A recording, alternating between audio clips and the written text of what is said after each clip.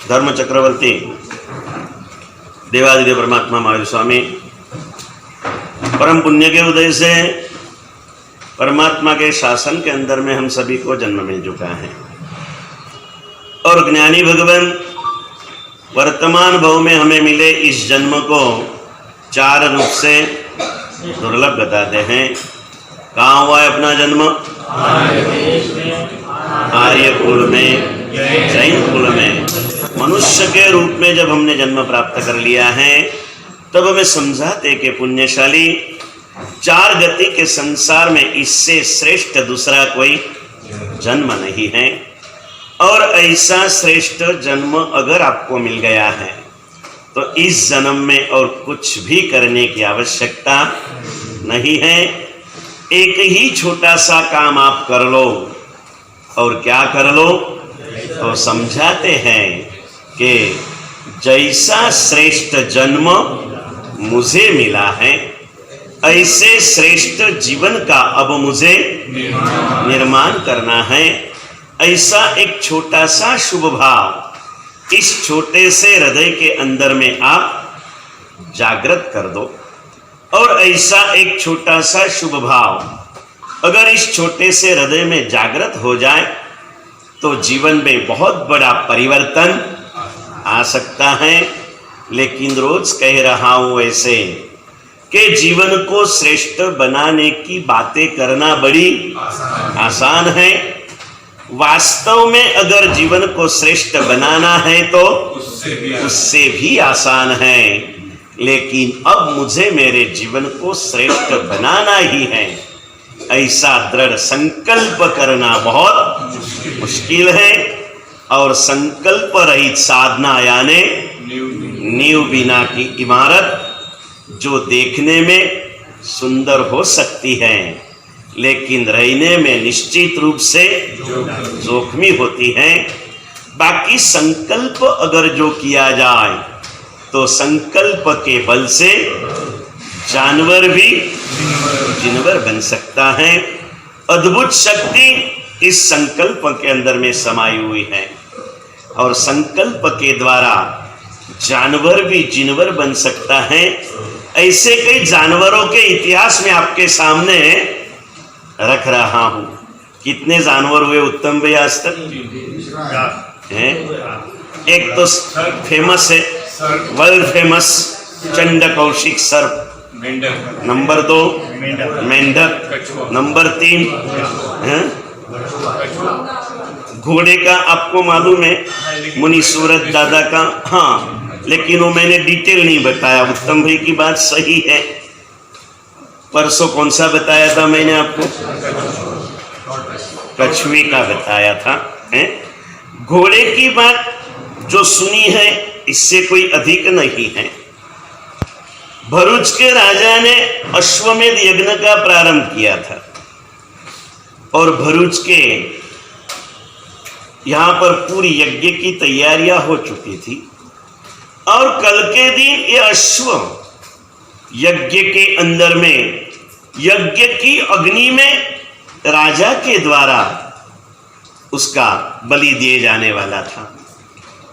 लेकिन आज शाम को उज्जैन में विराजमान मुनि सूरत परमात्मा ने देखा नहीं, उन्हें अपने ज्ञान में दिख गया और सिर्फ वो यज्ञ में जा रहा इतना नहीं दिखा। प्रभु तो त्रिकाल ज्ञानी है ना, उस अश्व के भूत और भविष्य तीनों काल को देख लिया। पूर्व भव का एक साधक श्रावक आत्मा थी ये, लेकिन थोड़े विकल्पों में फंस चुकी और मनुष्य भव में से पशु भव में फेंकी। विकल्प इंसान को जानवर बन देता है और संकल्प जानवर को जिनवर बना देता है। चंड कौशिक भी पूर्व के तीसरे भव में उत्तम श्रेष्ठ कक्षा की शासन प्रभावक साधक पुरुष थे, यानी साधकता भी थी, प्रभावकता भी थी। जिंदगी सारी साधनाओं में और समताओं में बिताई, लेकिन एक क्षण की गलती और साधना सारी जहर बन गई। मैं कई बार कहता हूं विपिन भाई, 10 लीटर दूधनी ताकत વધારે કે એક ટીપું ઝેરની તાકાત વધારે? 10 लीटर दूध એ જીવાડે કે ન જીવાડે નક્કી નહીં, પણ ટીપું ઝેર મારે મારે ने मारे। जिंदगी भर की साधना एक विकल्प। अगर पूर्व में मनुष्य का आयुष्य उस आत्मा ने बांध लिया न होता तो वहां से ही पशु गति में चली जाती।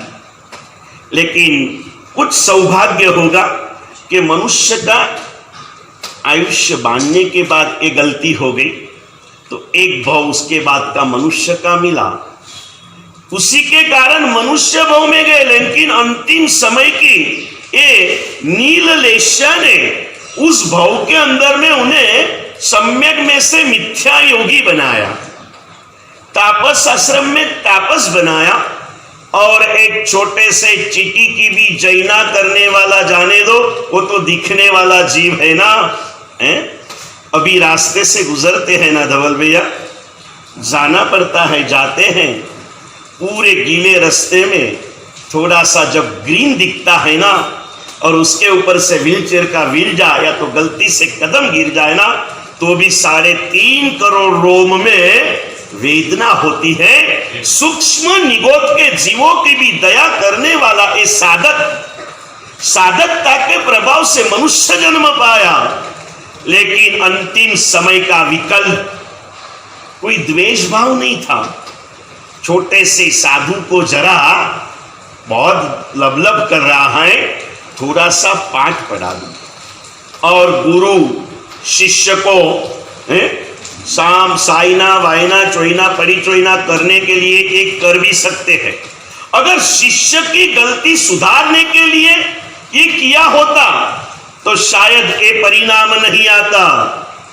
शिष्य मेरी गलती बार बार बता रहा है, मेरी गलती बताने वाले शिष्य को जरा सीधा कर दूं, यानी अपने पाप को छिपाने की बात, दूसरों को दबाने की बात। इसने उनकी सारी भविष्य की परंपरा को दूसरे भाव में तापस बने। लेकिन आश्रम में फलों को तोड़ने वाले बच्चों को मारने के लिए दौड़ने लगे, और एक दिन ऐसे बच्चे को मारने को कुंवारी लेकर के जा रहे थे, ख्याल न रहा, बीच में गड्ढे में गिरे, અને દેશી કહેવત રવિન્દ્રભાઈ ખાડો खोदे थे, वही कुंवारी जैसे कुएं में गिरे ना, वही कुंवारी खुद के पेट में गई। मरते समय मारने की लेशा ने उन्हें पशु गति में भेज दिया, और पशु भाव में महावीर मिले, जीव रक्षा का संकल्प किया, और पशु में से पशु की उत्कृष्ट गति 8वां देवलोक वो आत्मा पहुंच गई।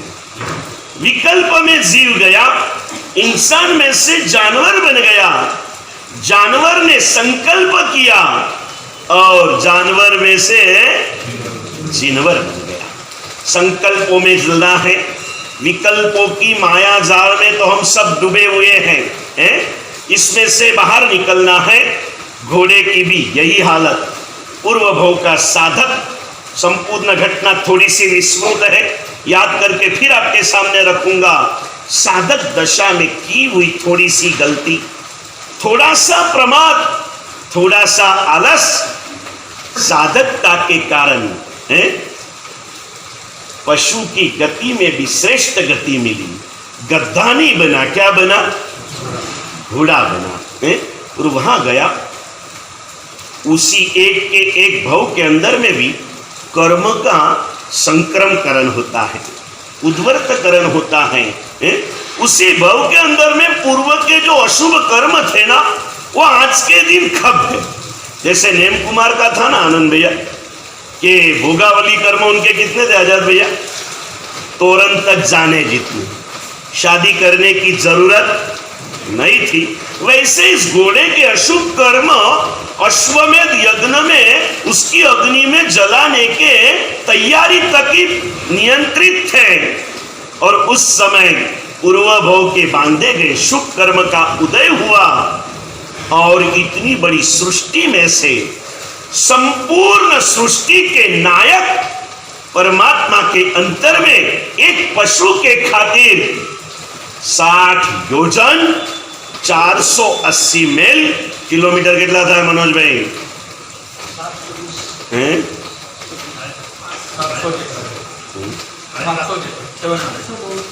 700 750 किलोमीटर चल के प्रभु एक रात में पहुंच गए। समवसरण लग गया। राजा जन्म से अजैन था, लेकिन प्रभु का प्रभाव अचिंत्य था। राजा के मंद मिथ्यात्व दशा दूर होने की समय पर आ चुका था। राजा समवसरण में गया। साथ में घोड़े को भी, क्या लोग थे ना, अपने पशुओं को भी प्रवचन में लेके जाते थे। समझ गया?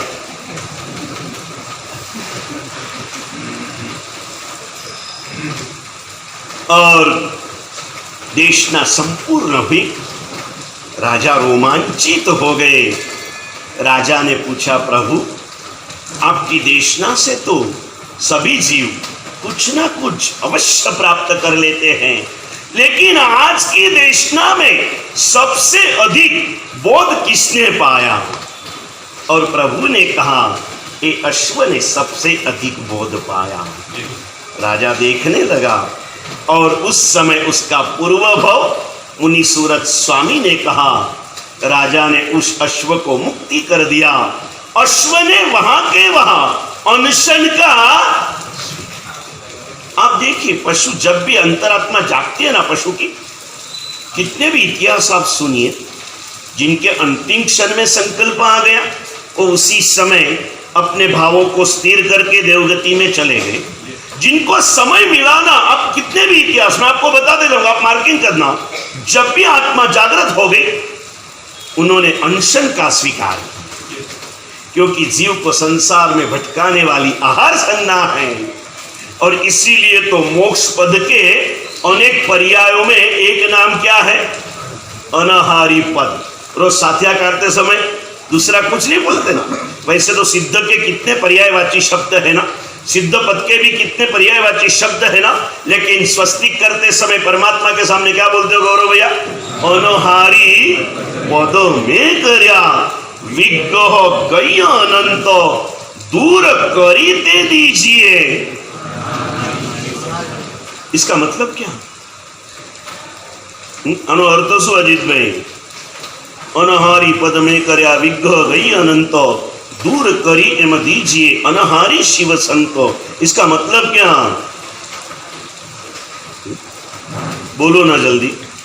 आ तो मुनि सूरत दादा नो प्रभाव है विपिन भाई कि हूँ आटलू पूछपूछ करूँ ने तो तमे मने जवाब भले नहीं आपता, पण मने सामे बोलता भी नहीं। बाकी मारू जालना बाजू ચોમાસું बहुत सरल प्रजा, तमे भी पहला एवा ज हता। पछी जेम जेम सद्गुरुनो संग वधे ने एटले थोड़ा समझदार थता जाए लोग, त्या सुधी बधा भोला होय, समझा ने। एटले त्या गया। एक दिन ऐसे ही समीर भाई व्याख्यान में प्रश्न पूछते रहा, 2 4 5 प्रश्न हुए। पहली बार एक युवान प्रवचन में आया था, ऐसा पीछे बैठा था। 1 मिनट, बोले महाराज साहब 1 मिनट।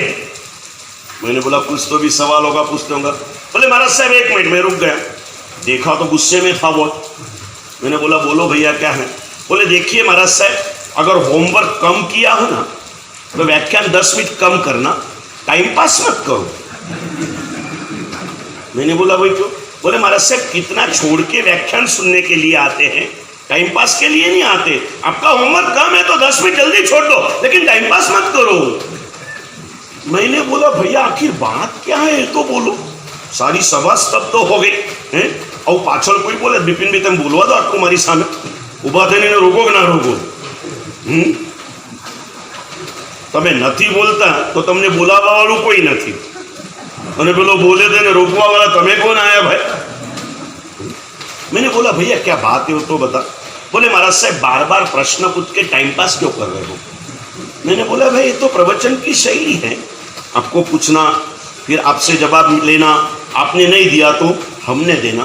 बोले महाराज साहब प्लीज क्षमा चाहता हूँ, लेकिन ऐसा टाइम पास मत करो।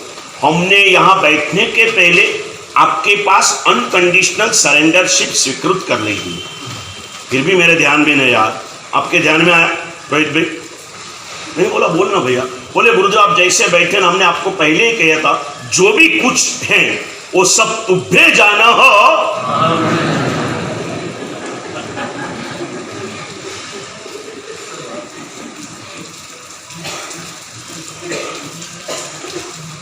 अब पूछो या नहीं पूछो? आप पूछना एक तो शैली है प्रवचन। इस प्रश्नोत्तरी में तो गौतम और वीर के प्रश्नोत्तरी में से तो हमें भगवती सूत्र मिला है, प्रश्न व्याकरण सूत्र मिला है, कितने सारे। ये तो सहजता है ना। सवाल चल रहे हैं अपने, क्या किया था सवाल देखिए आप। मैंने कहा वैसे अनहारी पद में करया विग्रह गई अनंत, दूर करीते दीजिए अनहारी शिव संत। इसका मतलब है भगवान वैसे तो मैंने विग्रह गति के अंदर में अनंती बार अनहारी पद कर लिए, लेकिन उसे दूर हटा दो और मुझे वास्तविक अनहारी पद दे दो। विग्रह गति એટલે કેટલામી ગતિ રોહિતભાઈ? મુકેશભાઈ, રોહિતભાઈ માટે અઘરું થઈ જાય, તમારા માટે તો ચાલે ને। ગતિ કેટલી ભાઈ? નરક, તિર્યંચ, મનુષ્ય, દેવ અને પાંચમી પૂછો તો મોક્ષ। પછી આ વિગ્રહ ગતિ ક્યાંથી આવી? યોગેશ भाई, एक भाव में से आत्मा जब दूसरे भाव में जाती है, वो 3 समय का जो समय होता है ना, सिर्फ उसी समय आत्मा अनाहारी रहती है। यहां से निकला एक समय, नीचे भी जाने हो आत्मा को नरक में, एक बार तो ऊपर जाएगी, यहां से निकलने के बाद वो ऊपर ही जाती है दूसरा समय, और वहां से फिर जाना है वहां जाती है तीसरा समय। एक भाव में से दूसरे भाव में जब जाते हैं इसे विग्रह गति कहते हैं। सिर्फ इस 3 समय में आत्मा अनहारी होती है। इसके अलावा जैसे नवे भाव में, चाहे वो निगोद में जाए, चाहे नरक में जाए, चाहे देवगति में जाए, पाए मानव जन्म लेने के लिए माता के गर्भ में प्रवेश करे, प्रवेश के समय से ही वो आहार लेना। प्रभु ऐसे तो अनाहारी पद मेरे आत्मा ने अनंती बार प्राप्त कर लिए, लेकिन प्रभु अब ऐसे अनाहारी पद की याचना लेकर के तेरे पास आया हूं कि जो पद फिर कभी परिवर्तित न हो। दूर करीते दीजिए अनहारी शिव संत। और इसीलिए जब भी साधक को सिद्ध दशा प्राप्त करना हो तो उसे सबसे पहले आहार संज्ञा छोड़नी पड़ती है। 4 संज्ञाएं जीव को संसार में भटकाती है, आहार, परिग्रह, भय और मैथुन, लेकिन सबसे पहले आहार। और इसीलिए कोई भी जीव तो अगर समझ मिल गई ना, तो देखना घोड़े ने अनशन किया, चंद कौशिक ने अनशन किया, ऐसे कई इतिहास आएंगे। अनशन करते हैं और देखिए पशु का अनशन 3 दिन में करीब करीब, जितने नियम नहीं है लेकिन जितने भी इतिहास मेरी जानकारी में है, 3 दिन 8th होता है, पशु गति के अशुभ नाम कर्म समाप्त होते हैं और आत्मा देव गति में संकल्पों के साथ चलना है। इस घोड़े को भी ये भाव हुआ, परमात्मा ने कह दिया, घोड़े ने पांव ऊपर करके खुशियां व्यक्त कर ली। राजा ने उस घोड़े को यज्ञ में से मुक्ति दी, ऐसा नहीं, राजा स्वयं ऐसे यज्ञ याग, हिंसक यज्ञ याग से, मिथ्यात्व से अपनी आत्मा को दूर हटा के सम्यक दर्शन को प्राप्त किया। अश्व ने अनशन का स्वीकार किया और तीसरे दिन 3 उपवास करके अश्व भी देवगति को प्राप्त कर गया। इतना लंबा नहीं सुना होगा ना, चलो आज सुन लिया। ये घोड़े की बात हो गई। ऐसे संकल्प हमें करना है, क्योंकि ये एक ही समय है। रोज कही रहो छु नरेंद्र भाई कि जीवन को श्रेष्ठ बनाने की बातें करना बड़ी आसान है, अगर श्रेष्ठ बनाना है तो बोलवा करता करूं सहेलू है। पूछो नहीं, धन्ना जी को 8 पत्नियां स्नान कराती थी, उसमें एक शालीभद्र की बहन सुभद्रा भी थी।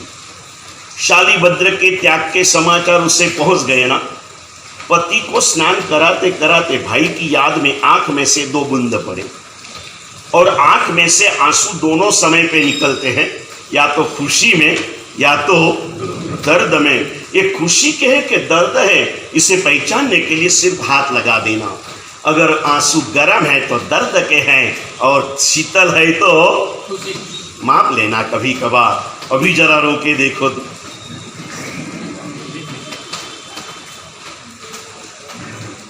छठ तप की बात सुन के अगर आंख में आंसू आ जाए, वो शीतल हो तो खुशी के, गर्म हो तो अब क्या करना, 10 दिन हो गए, छोड़ तो सकते नहीं। और महाराज साहब एक छठ लाए, क्या पता और कितने छठ लाएंगे हैं? हाँ क्या पता, फिक्र क्या करते हो।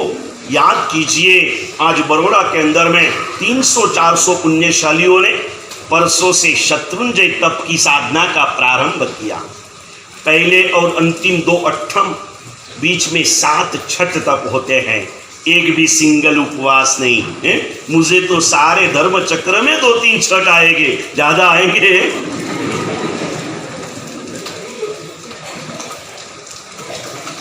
अभी तो एक ही करना है और एक पे कंसंट्रेशन करना। और उसका कारण भी विपिन भाई बताया। आज 14 से खाइए ने तो श्रावण सुद पाचम, एक तो पाचम पण आवे और महीनाનું घर છે। આવા મોટા દિવસે અમને નાના તો હજી યાદ છે, સંવત્સરીય ઉપવાસ કરતા હોઈએ અને જેની શક્તિ હોય ને તો એ મહિનાના ઘરના દિવસે પણ ઉપવાસ કરે। લગભગ ચોથે આવતો હોય, પાંચમ તો જવા દો, મોટા ભાગે ચોથે મહિનાનું ઘર આવે તો પણ ઉપવાસ કરે। ઉપવાસ ન કરે તો એકાદશનું તો અમારા મમ્મી ફરજિયાત કરાવે અને એ દિવસે પણ ઘરમાં કોઈ જાતની લીલોતરી વગેરે હોય। संवत्सरी जीवो एनो महिमा हो। पंचमी भी आ जाती थी, अष्टमी भी आ जाती थी, पर्युषण का पहला दिन भी खाने का आता था। इसलिए सोचा अगर एक संभालने से 4 संभाले जाते हैं तो एक को संभालने। और अभी तो सभी तपस्वियों को मुझ पर भरोसा तो बैठा होगा ना कि महाराज साहब मुझे कुछ होने देंगे, और कुछ भी हो गया लेकिन छूटने तो।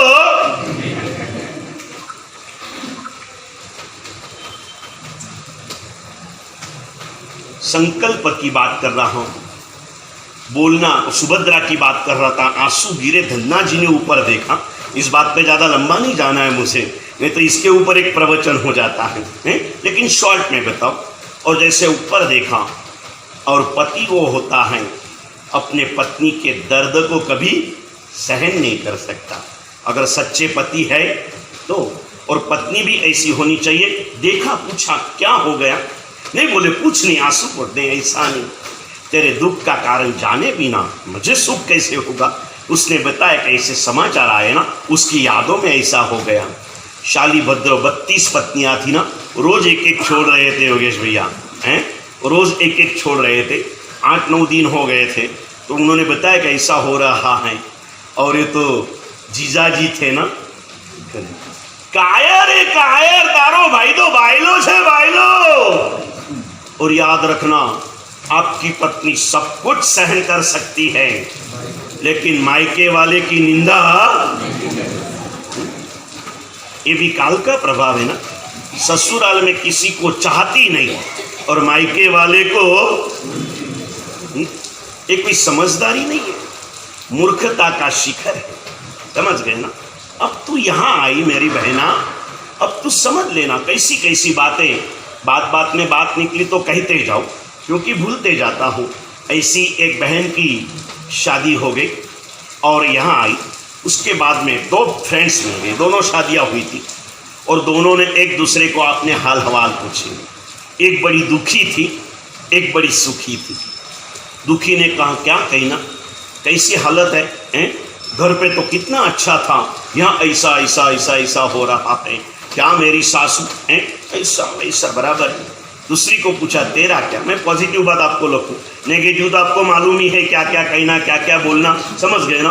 पॉजिटिव बात अगर आज सीख गए तो हो सकता है आपका संसार भी स्वर्ग बन जाए। संसार भी क्या बन जाए, स्वर्ग बन जाए। घर में बहनों जो संपीने रहे ने तो घर ने स्वर्ग बनता कोई रोकी न सके। और बहनों में संप न होय ने तो धरती ऊपर नरक आया वगर न रहे। 2 बहनों के हाथ में हर चीज है पुण्यशाली। घर तो माँ के हिसाब से चलता है। दूसरे ने कहा શું કહું, मैंने तो સાસુ સાસુ લાગી જ નથી, કેમ કે મેં એને સાસુ માની જ નથી, मैं तो એની મારી माँ मानी લીધી છે। तो बोले कैसे माँ मान सकते हैं?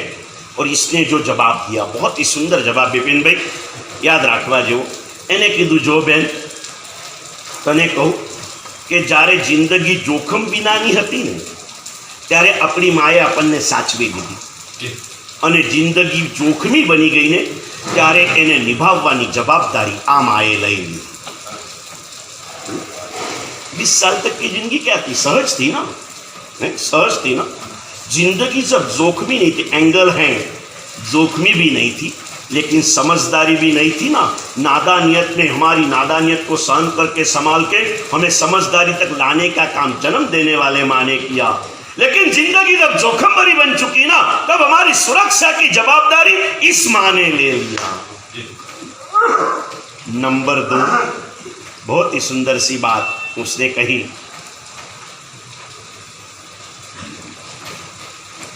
जोखम भरी जिंदगी में सुरक्षा की जवाबदारी जो माँ ने ली है इसे कैसे चलाए। नंबर 2, जन्म देने वाली माँ ने 20 साल तक संभाला, अब जो माँ मिली है ना वो मुझे 40 साल तक संभालती रही।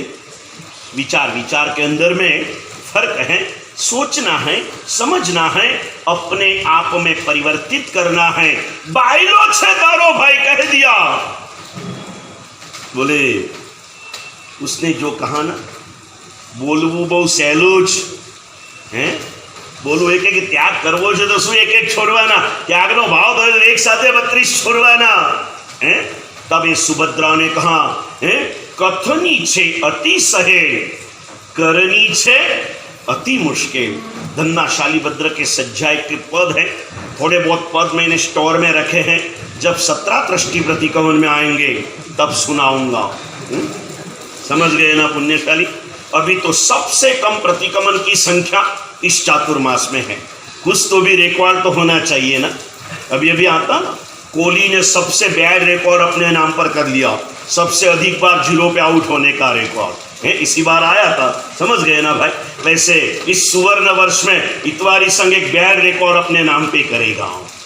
मैं तो सोच के आया था कुछ हो या ना हो, इस 50वें ध्वजा के पूर्व के चातुर्मास में रोज 50 भाई तो प्रतिक्रमण में 50 का आंकड़ा लेके आया था। और मैंने निर्मल भाई जैसे एक भाई को कहा, मैंने मैं 50 सोचते आया था, महाराज साहब हम लोग उससे थोड़ा आगे बढ़ते हैं, ये तो इतवारी संघे 50 में नहीं रुकते, 15 तक जाते। आटला वर्षो संघનો खजानो हाचव्यो છે तो संघની इज्जत भी हाचवो છે ने, समझा कि नहीं? क्यों इतना प्रमाद? क्या आप लोग पाप करते ही नहीं हो? पाप करते नहीं हो कि प्रतिक्रमण नहीं करने का संकल्प है? होते रहता है। कथनी छे अति सहेल, करनी छे अति मुश्किल। और सुभद्रा ने चाले दे दिया, बोलते हो तो करके बताओ हैं? और वो खड़े हो गए, एक साथ में 8 को छोड़ा, कपड़े पहने चले। शालीभद्र हवेली के नीचे आके आवाज दिया शाली, और आवाज सुन के शाली ने देखा, चाल छोड़વું જ છે તો એક શું છોડવાનો, ચાલ મારી સાથે। ધન્યવાદ આપજો ઇતવારી સંઘના તપસ્વીઓને વિપિનભાઈ। પ્રવેશના પહેલા દિવસે કેટલાય લોકો એક ઉપવાસનું પચકાન લેવાનું નક્કી કરીને આવ્યા હતા, અને સીધા પચકાન કેટલાના લીધા ભાઈ? 8મના લીધા ને। કરો તો એકવાર અનુમોદના અમિતભાઈ, બોલો તો તમારી જાત માટે હે અનુમોદના।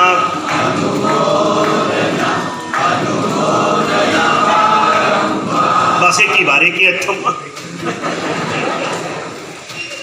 करना है पुण्यशाली। चले एक और कहते भाई बोलवू बहु सहेલું છે, धर्म जग्र करवो છે, मास्कमन करवू છે, सिद्धि तप करवो छ।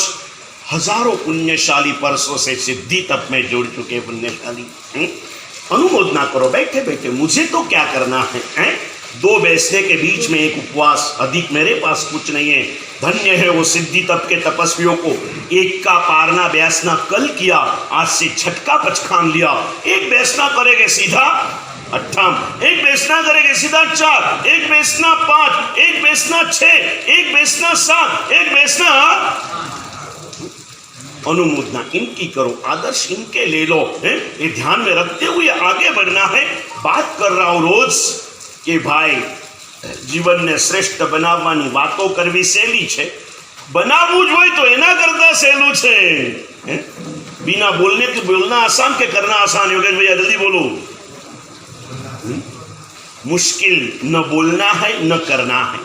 मुश्किल क्या है? जो तीसरी बात बता रहा हूं, संकल्प निश्चय करना मुश्किल है। जिन्होंने निश्चय किया, यहाँ कोई धर्म चक्र में जुड़े, कोई कहाँ पर सिद्धि तप में जुड़े, कोई श्रेणी तप में जुड़े, भावना बढ़ती है ना। आज हमारे पुण्यशाली पधारे, मुझे पहले पूछा था गुरुदेव धर्म चक्र में 28 किया, बीच में तो चलेगा ना? मैंने बोला जरूर चलेगा। आज आए, बोले गुरुदेव अगर मास्कमन कर लिया तो? मैंने बोला जरूर चलेगा, हैं कर लेना पुण्यशाली। ये 125 लोग अगर मास्कमन कर देंगे ना, बिपिन भाई ना बोले ना साहेब પછી મારે પેલા મિત્ર પરિવારવાળાને જવાબ આપવો પડે, 12.5 લાખ રૂપિયા બેસના કરાવવાના લીધા છે કે પાણી પીવડાવવાના લીધા? ભાઈ તારા 12.5 લાખ રૂપિયા એ પાછા માંગવાના નથી, તારે પાછા દેવાના નથી। અને એનું પાણી પીને, એનો ગુંદર પાક, એનો અડદ પાક ખાઈને કોકને માસક શમનનો ભાવ થયો હશે ને, તો એ પણ ખુશ થશે કે મેં કયા ભાવથી આપ્યું મને ખબર નથી, પણ લાગે છે કે આપતી વખતનો મારો ભાવ ખરેખર ઉત્તમ હશે। કે લોકોને આવા ઉત્તમ ભાવો જાગી રહ્યા છે। સંકલ્પ મુશ્કેલ है, અને આ હું નથી કહેતો, फिर से कहता हूँ, करना बहुत आसान है, संकल्प बहुत मुश्किल है। संकल्प मुश्किल है ना, और संकल्प की साधना हमें करना है। और ये करने के लिए सबसे पहला संकल्प हम वही करेंगे जो हम अपने आप को मान लेंगे। संकल्प हम वही करेंगे, नक्की करना है कि मैं कौन हूँ। और रोज बता रहा हूँ कि मैं आर्य देश, आर्य कुल, जैन कुल में मनुष्य का जन्म प्राप्त की एक उत्तम आत्मा हूँ। आगे बढ़ो, परसों के बाद का अनुसंधान करके 10 वैकालिक के पहले श्लोक के अंदर में आज आपको प्रवेश कर रहा हूँ। पुण्यशाली, मुझे जैन कुल में मनुष्य का जन्म मिलाना ये सामान्य पुण्य मात्र से नहीं मिला है। कैसे मिला है भाई? विशेष पात्रता के साथ मिला। विशेष पात्रता है, सामान्य पुण्य से नहीं, सामान्य पात्रता से नहीं, विशेष पात्रता के साथ मुझे जैन कुल में मनुष्य का जन्म मिला है। अब मुझे मेरी पात्रता के हिसाब से मेरे जीवन का सर्जन करना है, संगठन करना है, और निश्चित रूप से परिवर्तन चालू है। इतवारी संघ में आने वाले कितने हैं जाने दो, जो आ रहे हैं वो कुछ ना कुछ ले रहे हैं। और मैं कह रहा हूँ, मैं यहाँ से निकलने के पहले आखिरी रविवार में संघ के पूरे नागपुर में नहीं घूमूंगा, शायद हमारे संघ के ऐसे 10-15 पुण्यशाली के जिनके गुणानुवाद हम यहाँ बैठे करेंगे। हमें पता नहीं रहता, हमें तो क्या ख्याल रहता, आने 11 लाखનો લાભ લીધો, आने 1.25 લાખનો લાભ લીધો, आने मासक शमन करी लीधो, आने धर्मचक्र करी लीधो। कैसे कैसे पुण्यशाली बाद में तो जब याद आएंगे अनुमोदना करेंगे। लेकिन बताओ आपको, ये हमारे योगेंद्र भैया, आपके राजू भैया बैठे हैं ना, सब जाने के बाद में रात को आधा घंटा, पौना घंटा, 1 घंटा हमारी वयावच कर रहे हैं।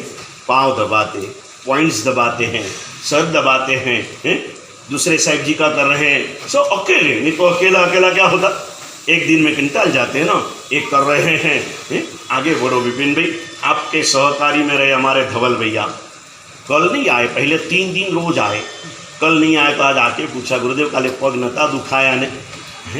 मैंने बोला ऐसे भी पाँव दुखने का अभी कोई ऐसा प्रयोजन तो नहीं है, लेकिन तू भक्ति से आ रहा है ना, तो तेरे भक्ति के भाव को संभालने के लिए मैं तुझे तेरे संस्कारों के खातिर पाँव दबाने दे रहा हूँ, मना नहीं कर रहा हूँ। ऐसे कई पुण्यशाली हमारे बीच में एक के बाद एक आपके सामने जैसे बातें आते जाएगी मैं आपको बताते जाऊंगा। पुण्यशाली, ये भावनाएं हमें अर्जित करना है, ये भावनाएं हमें सर्जित करना है। हमारे छोटे महाराज जितनी बार हॉस्पिटल में जा रहे हैं, ये हमारे अमित भैया पूरा उनका ध्यान रख रहे हैं। जैसे मान लो मैंने कहा ना कि इनको 7 दिन में 7 जन्म का प्यार बन चुका हो।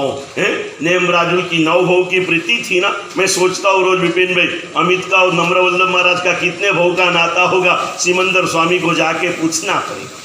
लेन देन है ना पुण्यशाली, ऋणानुबंधे होता है, अपनी अपनी बात पात्रता को समझने की कोशिश करो। आ रहे पुण्यशाली, कुछ ना कुछ परिवर्तन नजर के सामने नहीं दिखने वाले। कल अशोक भाई संघवी मिले मुझे, नरेंद्र भाई ना भाई छे ने अशोक भाई, મને કાલે મળ્યા હતા, મને ઓળખાણ કરાઈ જતી ને તો કે સાહેબ સમાજની ખૂબ સેવા કરે, આપની પાસે થોડા ઓછા આવે। મને કે ના સાહેબ આવું છું, અને તે દિવસે આપે કીધું તું ને કે સમય પર આવીને જુઓ, અને ગુરુદેવ હું બીજા દિવસે કમ્પ્લેટ 9:15 આવી ગયો તો પરિवर्तन आता है और आता है, क्योंकि जैन कुल में आई हुई हर आत्मा पात्रता को लेकर के आई है। हर पत्थर में प्रतिमा बनने की क्षमता रही हुई है। समय का फर्क होता है, लेकिन जैन खान में तमने को पत्थर माटे सौथी श्रेष्ठ खान मकरा नामा पण मम्मानी खान केवाय। कई खान केवाय भाई? मम्मानी खान, जिसके 5 पत्थर वस्तुपाल और तेजपाल ने बादशाह की इजाजत लेके बादशाह की खुशी के बदले में मांग लिए थे।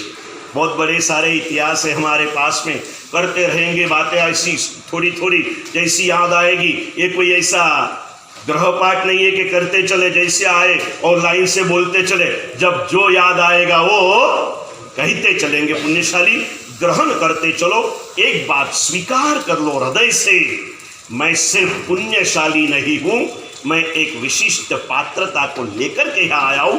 उत्तम जन्म मिला है और इस जन्म को अगर मुझे सफल करना है तो जैसा मेरा जीवन होगा वही मेरी सफलता का मापदंड होगा। और जीवन की सफलता का मापदंड बताते हुए पूज्य संयमभव सुरीश्वर जी महाराजा ने बताया कि भाई जीवन के अंदर में उत्कृष्ट मंगल अगर कोई है तो वो धर्म है। क्या है भाई?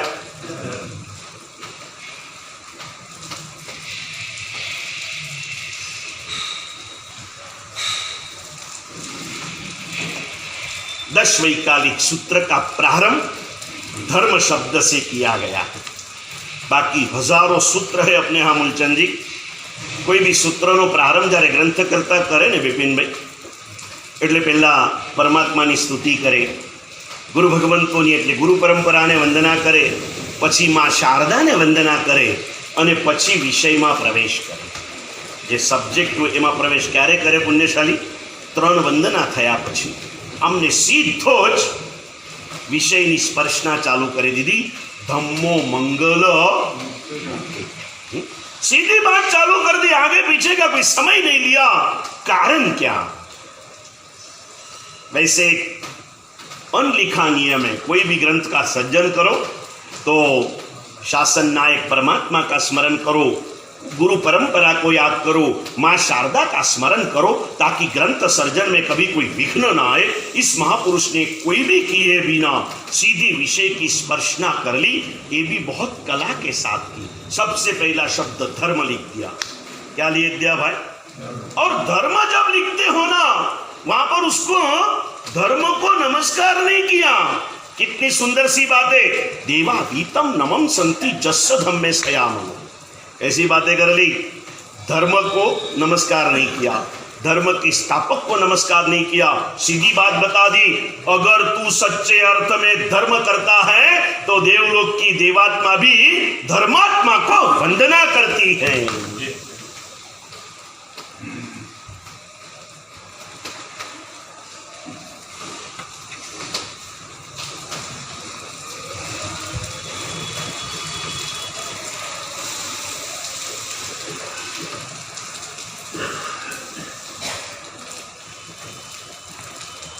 धर्म ये जीवन का उत्कृष्ट मंगल है।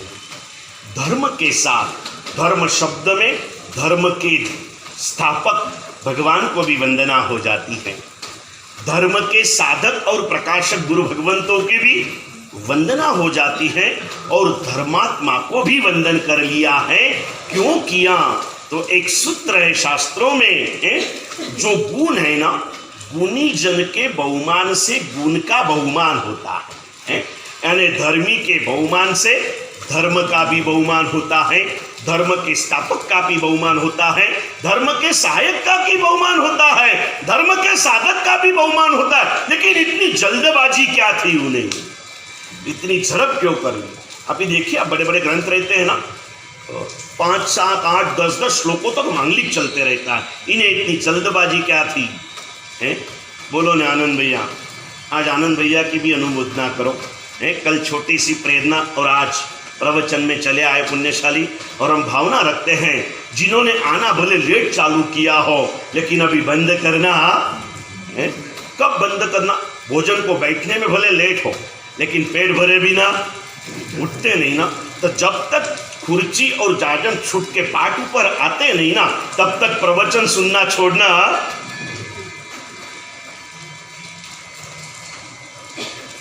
आखिर प्रवचन किसके लिए सुनना है? मोक्ष में जाने के लिए।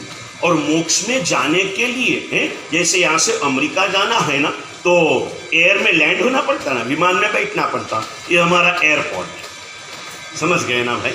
यहाँ तक तो आपको आना ही पड़ेगा, आज ना कल, और आना पड़ेगा नहीं, आप जरूर आओगे, क्योंकि आप सुपात्र हो, इसमें कोई फर्क नहीं पड़ेगा। क्या कारण? 10 वैतालिक सूत्र के रचयिता पूज्य संयम भवसुरी महाराज जन्म से ब्राह्मण थे। ब्राह्मण धर्म में वेदों के विद्वान बन चुके थे, धन से भी समृद्ध थे और ज्ञान से भी। नहीं तो धनवान ज्ञान नहीं लेते और ज्ञानवान धन को तुच्छ समझते, लेकिन धन और ज्ञान का संगम ये बहुत ही सुहाना होता है पुण्यशाली। इनके पास धन भी था और ज्ञान भी था। धन के द्वारा सुकृत करने का एक सुंदर सद्भाव था। अपने को प्राप्त हुए संस्कार के अनुसार एक विशिष्ट यज्ञ का प्रारंभ किया था। और उस समय परमात्मा महावीर के चतुर्थ पट्टधर, पहले सुधर्मा स्वामी, वैसे पंचम गणधर, लेकिन प्रथम पट्टधर। सुधर्मा स्वामी गंधर में कितना नंबर? 5वां, लेकिन पाठ परंपरा में पहला। परमात्मा महावीर के प्रथम पट्टधर सुधर्मा स्वामी, द्वितीय पट्टधर जम्बू स्वामी, तृतीय पट्टधर प्रभव स्वामी और चतुर्थ पट्टधर संयम भवसुरी। बात की थोड़ी भूमिका बताई थी। देखा प्रभव स्वामी ने अब मेरा जाने का समय हो चुका है, अब ये जैन शासन की धुरा मुझे किसी के कंधों के ऊपर देना है। सबसे पहले श्रमण संपद नजर की, सबकी निर्मल आत्मा को वंदन किया, लेकिन भार निभाने में सक्षमता नहीं दिखी। श्रावक संपद नजर की, प्रभु की श्रद्धा से भरपूर हृदय वाले श्रावक संघ को भावपूर्वक वंदन किया, लेकिन संघ संचालन की समर्थता नहीं दिखी।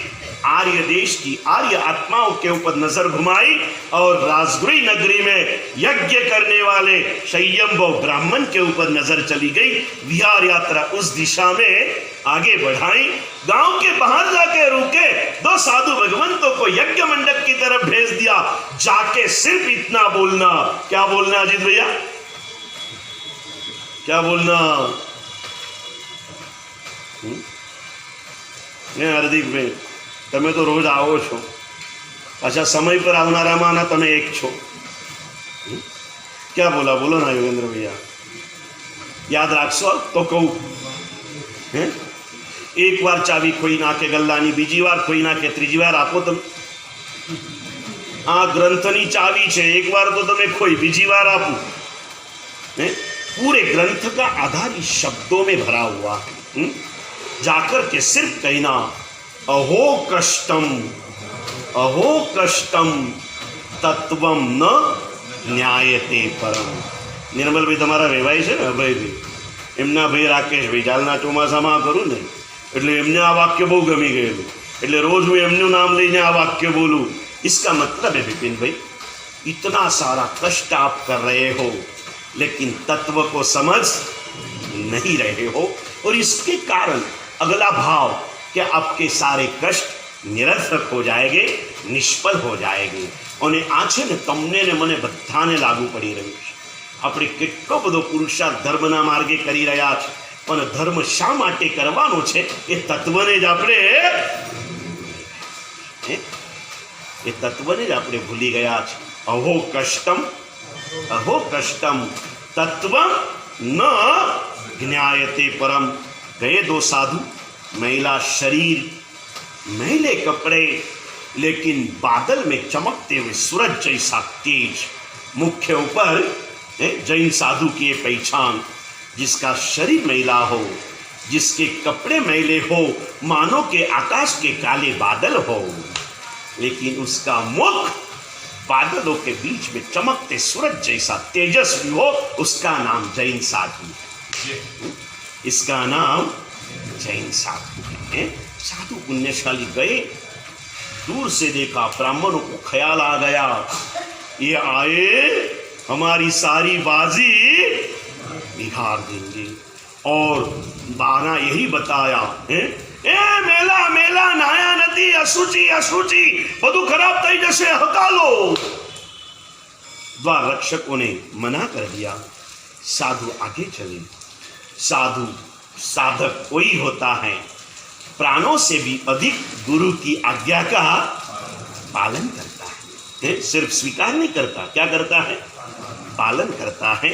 और बात निकली इसलिए बात बताओ गौरव भैया, साधना ना क्षेत्र एक सूत्र आप पूछे ज्ञानी हुए, साधना करना है, सफलता मिले ना मिले मुझे क्या लेने देना है, साधना करना मेरा अधिकार है, फल प्राप्ति की सोचना भी मेरे अधिकार में नहीं है।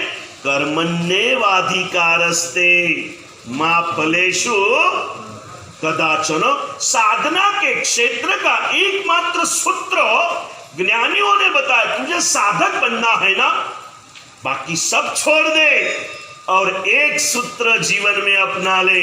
क्या अपना ले? बहुत सुंदर सा सूत्र, वो भी आज आपको दे दूं मौलिक भैया। सुंदर सूत्र दिया ज्ञानियों ने, तुझे अगर साधना करनी है ना तो एक सूत्र अपना ले, एकदम इजी सूत्र है धवल भाई, याद रही जाए है। कदाच જરૂર પડે ને તો કોલર ટોનમાં મૂકી દેજો, એટલે તમને કોઈ ફોન કરે તો બીજાને સંભળાય, તમને ડિસ્ટર્બ નહીં કરે। કોલર ટોન એને જ કહેવાય ને, જે બીજાને ડિસ્ટર્બ કરે, પોતાને શાંતિ આપે, મૂકી દેજો। बहुत सुंदर सा सूत्र है, साधना के क्षेत्र का एक मंगलकारी सूत्र ज्ञानियों ने बताया। अगर तुझे साधक बनना है ना तो एक सूत्र तेरे अंतरात्मा में फिट कर दे, आनम आनम तानम काई न जानम। इजी है ना, हो गया पक्का? बोलो तो, क्या बात है। यानी હવે વંદિત તો ગોખવી હોય તો ગોખી શકો તમે, समझ गए ना। आनम तानम काई न जानम बाबा वाक्यम प्रमाणम। मेरे जो गुरु कहे ना वो मुझे करना है, भगवान की आज्ञा क्या है मुझे पता नहीं, मेरी सुरक्षा किस में है मुझे पता नहीं, मेरा एक ही धर्म है बाबा वाक्यम प्रमाणम, जो मेरे गुरु कहे वो मुझे करना है। दैट्स ऑल, इसके आगे तुम मत बढ़, बाकी सारा तेरा गुरु ध्यान रखेगा है? तुझे चिंता करने की कोई जरूरत नहीं। एक एक इतिहास है मेरे पास, गुरु ने जहर पिलाया, पी गया और मरता शिष्य जिंदा हो गया। गुरु झेर पण आपे ने एने अमृत मानीने पीवानी आदत पाड़जो। गुरु का दिया हुआ जहर अमृत स्वरूप होता है, याद रखना। गुरु कभी जहर देते नहीं, और दिया तो समझ लेना तेरे लिए ये अमृत होगा। क्या होगा भाई? अमृत होगा। श्रद्धा का विश्व है। ये गए हैं और एक ही सूत्र बोलना था, पहुंच गए द्वार तक, रक्षकों ने धक्के लगाए, थोड़ा सा आवाज हो गया, संयम बहु की नजर चली गई, देखा, बोले क्या धमाल है। पंडितों ने कहा ये जैन साधु आए हैं, उनके क्या क्या मैला होता है, शरीर मैला, कपड़े मैले, और फिर भी कैसे कपड़े, काले काले बादल जैसे, लेकिन उनका मुख बादलों के बीच में चमकते सूरज जैसा तेजस्वी होता है। ये नहीं देखा। बाकी कलिकाल के लोग कैसे हैं ना संजय भाई, इसके लिए कोई कवि ने बनाया वो एक सुंदर मजाक का गीत के मन में लाने तन गेला काई जात्या जोवा मरे। मन के मैले और शरीर से उजले तो सारे संसार में दिखने को मिलते हैं। ये जैन साधु है जिनका तन मैला है और मन आए हैं। देखा संयम भाव ने रोक दिया, एक आवाज दी, नजदीक आए, भगवान यहाँ क्यों आना हुआ? कुछ भी नहीं बोला। क्या बोला? बोलो जल्दी। तत्वम न। 3 बार बोलने को कहा था, 3 बार बोला, चले गए। संयमभव ब्राह्मण अंदर गए, पंडितों को पूछा, देखिए पंडित वर्य, जैन साधु कभी झूठ नहीं बोलते, इतना विश्वास आपको? हमारे गुरुदेव कभी झूठ नहीं बोलते। समीर भाई आटली श्रद्धा खरी? समीर भाई नहीं बोलता, કેમ કે લીધેલો પાસ બિચારાએ દબાઈ દીધો, એમને એમ કે આવું થશે, ચિંતા ના કરતા, થયું એની અનુમોદના। કમસે કમ હાથમાં પાસ લેવા જેટલી હિંમત કરીને એની પણ अनुमोदन। समझा ने पुण्यशालियों, चिंता मत करो, इतनी भी दाक्षिण्यता आपने दिखाई ना, कल कुछ ना कुछ वो पास जब जब देखोगे ना आपका, क्योंकि आपकी आत्मा पुण्यशाली मात्र नहीं है, कैसी है? सुपात्र है। इस पास को जब तक ना हो ना, पास को देखते रहो। जिनके पास भी पास पड़ी है ना धवल भैया, पास को देखते रहो। आपकी आत्मा आपको कहेगी, यार आचार्य भगवंते કેટલા પ્રેમથી પાસ આપ્યો તો, થોડુંક સત્વ ઓછું પડ્યું, આ વખતે નથી કર્યું, પણ આ ચોમાસામાં કંઈક તો કરવું જ છે। એક ભાવ अपने आप जगते जाएगा। बोलिए तत्व क्या है? और ब्राह्मण लोगों ने कहा, तत्व क्या? ये तत्व देखो, कितने देव आ रहे हैं यहाँ पर, कितनी देवियां आ रही है। संयमभव ने कहा, पंडित वर्य आपकी बात एकदम उचित है, लेकिन जैन साधु जो बोले हैं ना, तो तत्व कुछ अलग है, जरूर से बताइए। थोड़ा ब्राह्मण और गुस्से हो गए, बोलिए देखिए अभी इन्होंने कहा कि सीधी रीत से बात बता दो, आवाज बढ़ाने की जरूरत नहीं है, जो तत्व है बता दीजिए। ब्राह्मण लोग शांत हो गए, कुछ बोलने की हिम्मत न रही। संयमभव ने तलवार निकाली, तत्व बताओ। और ब्राह्मणों के गुरु ने कहा था, जब प्राणांत कष्ट आ जाए ना, तब मूल तत्व बताना, तब तक बताना। तो ब्राह्मणों के आगेवान खड़े हुए, विप्रवर शांति रखिए, तत्व बताते हैं। बोले ये जो भी देव देवी आ रहे हैं ना, आप देखिए हम गांव-गांव में यज्ञ कराने के लिए जाते हैं, बाकी का सारा पंडाल यजमान अपनी तरफ से कराते हैं, लेकिन यज्ञ का ये मुख्य स्तंभ हम लोग साथ में लेके जाते हैं, और इस स्तंभ को मध्य में रखते हुए बाकी का पंडाल बनाया जाता है। कारण इस स्तंभ के मध्य में जैन शासन के 16वें तीर्थंकर शांतिनाथ परमात्मा प्रतिष्ठित है, और ये सारा प्रभाव शांतिनाथ परमात्मा का है।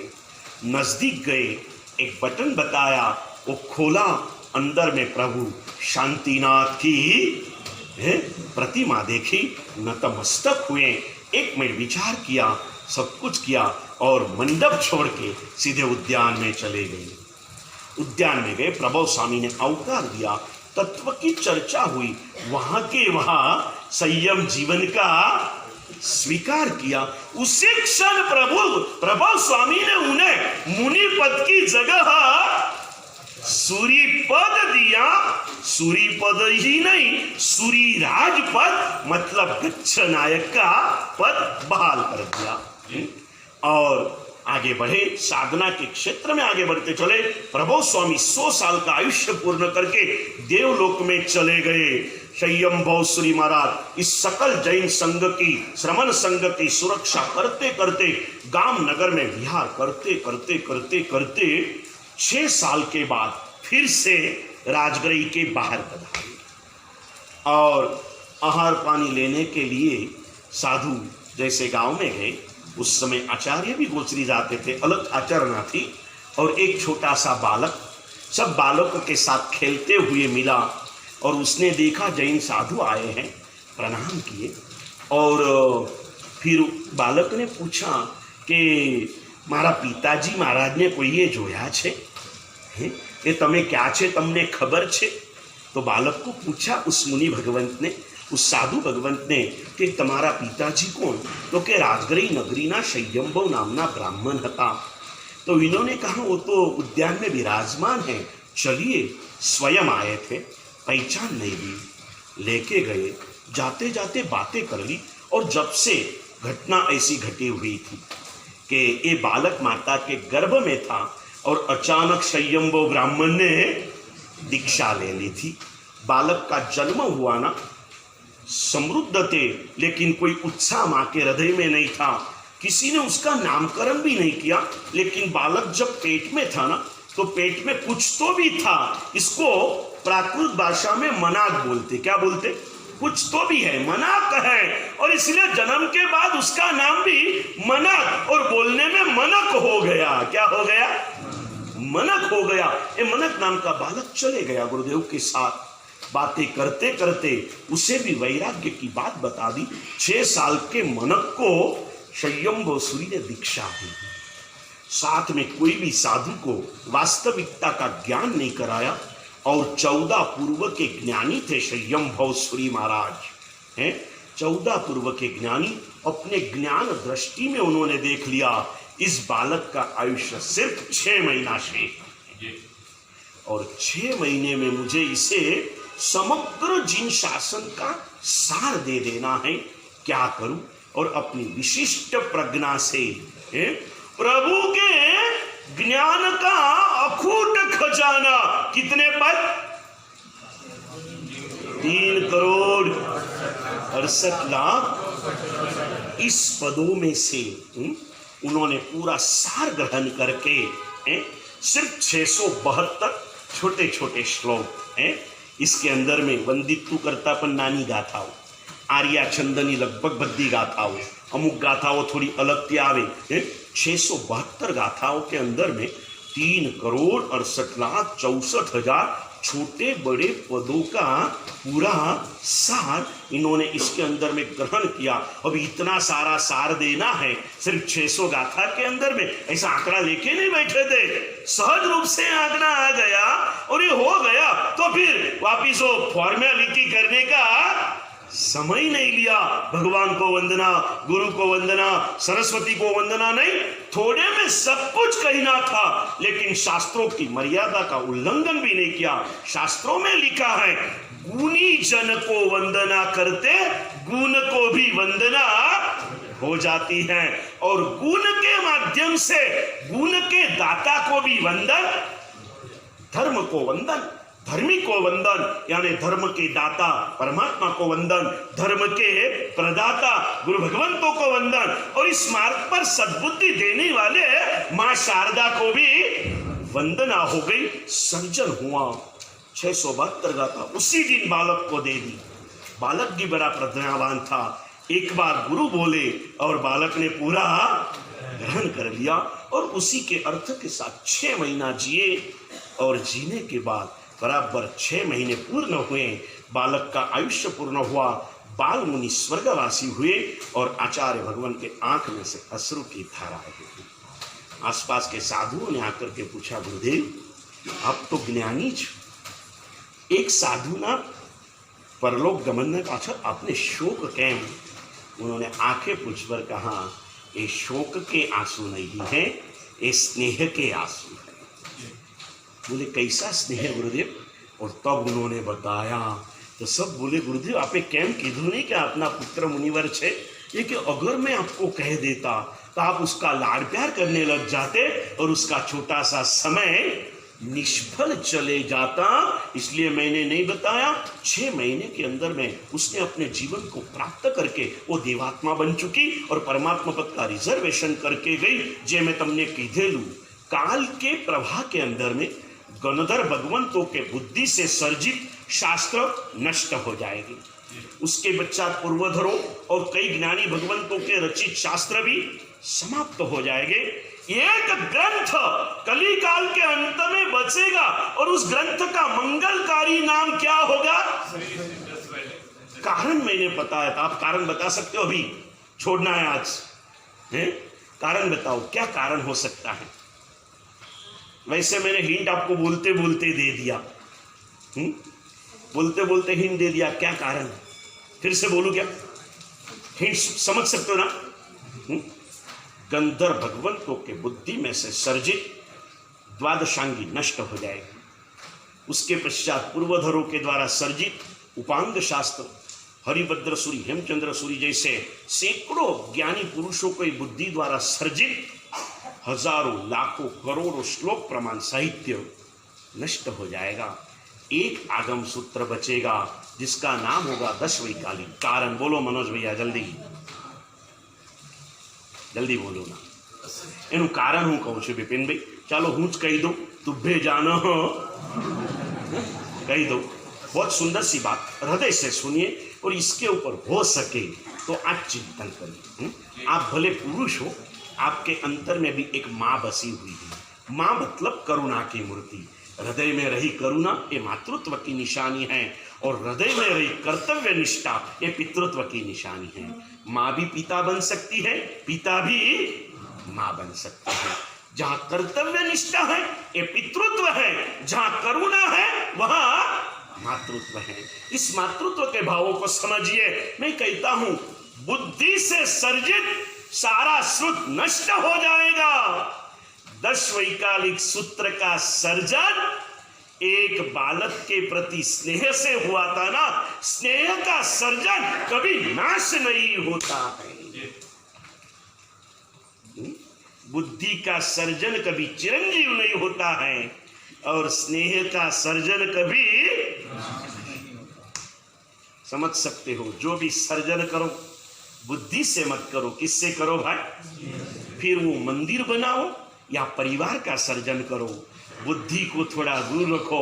और इसलिए मैंने कहा था ना, नवा गेट ऊपर ग्रेनाइटनी तख्तीમાં સુવર્ણ અક્ષરોમાં કોતરીને એટલા સરસ મજાના એમે લખજો।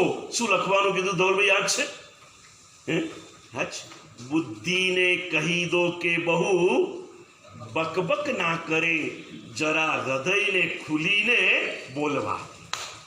प्रभु के दरबार में, गुरु के दरबार में भूल जाओ। ये तो दिन भर में कभी आना है ना, जब अपने घर पे जाओ ना, इसे जरा बाहर निकाल के जाते जाओ और इसे खोल के जाते जाओ।